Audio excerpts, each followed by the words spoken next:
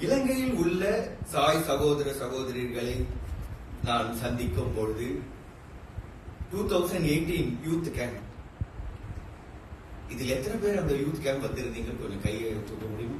நான் சும்மா பார்த்து தெரிஞ்சுக்கிறதுக்காக.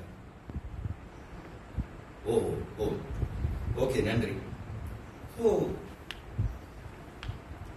இந்த சகோதர சகோதரிகளுக்கு என்னை பத்தி நல்லாவே தெரியும். ஏன்னா நாங்கெல்லாம் ஒன்ன வாழ்ந்தோம் கொஞ்ச நாள்.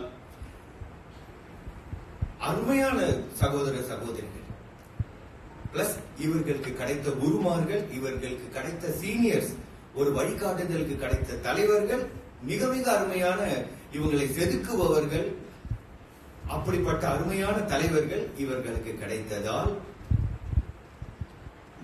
இவர்கள் சொல்வது நம்ம எல்லாருக்கும் அப்படி கிடைச்சதால், நீங்க எல்லாரும் இன்னைக்கு இப்படி ஒரு லீடர்ஷிப் ப்ரோக்ராம் வந்திருக்கு. ஒரு ப்ரோக்ராமுக்கு போகும்போது நம்ம ஒரு சில எதிர்பார்ப்புகளோட போறோம். என்ன எதிர்பார்ப்புகள்? இந்த ப்ரோக்ராம்ல போறதுனால நம்ம இன்னும் ஒரு சிறந்த தலைவரா ஆகிறதுக்கு என்ன பண்ணலாம்? ஒரு தலைவரா ஆகிறதுக்கு முதல்ல நமக்கு என்னெல்லாம் குணங்களை வளர்த்துக்கலாம்? மிக மிக முக்கியமா இந்த மாதிரியான ஒரு ப்ரோக்ராம்ல மிக முக்கியமா இந்த 2 விஷயங்கள்.